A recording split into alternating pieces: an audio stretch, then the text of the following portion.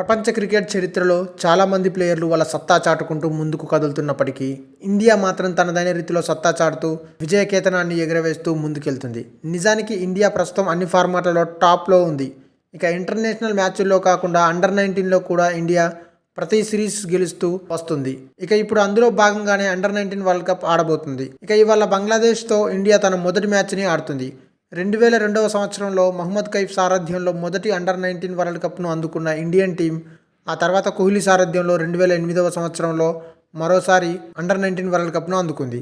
ఇక 2012, 2018, 2022వ సంవత్సరాలలో వరల్డ్ కప్ను అందుకుంది. ఇక ఇదే రీతిలో ఇండియన్ టీం తమదైన సత్తాను చాటుకుంటూ ముందుకెళ్తే ఈసారి కూడా వరల్డ్ కప్ మనదే అని చాలామంది సీనియర్ ప్లేయర్లు సైతం వాళ్ళ అభిప్రాయాలను వ్యక్తం చేస్తున్నారు.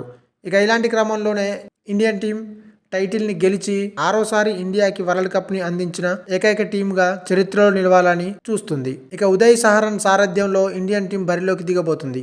గెలుపు ఒకటే లక్ష్యంగా బరిలోకి దిగుతున్న ఇండియన్ టీం మొదటి మ్యాచ్లోనే తమ సత్తా చాటుకోవాలని చూస్తుంది. ఇక ఈ మ్యాచ్లను గ్రూపులుగా ఆడబోతున్నారు కాబట్టి ఒక్కో టీంలో టాప్లో ఉన్న 3 టీంలు సూపర్ 6లో ఆడతాయి.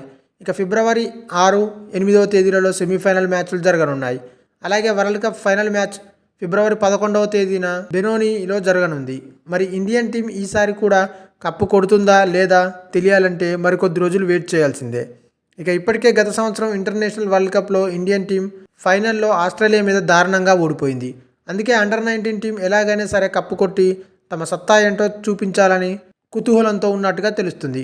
చూడాలి మరి మన వాళ్ళు ఎలాంటి మ్యాజిక్ చేస్తారు అనేది. ఈ వీడియో మీకు నచ్చినట్టయితే లైక్ చేయండి, షేర్ చేయండి, కమెంట్ చేయండి, సబ్స్క్రైబ్ చేయండి.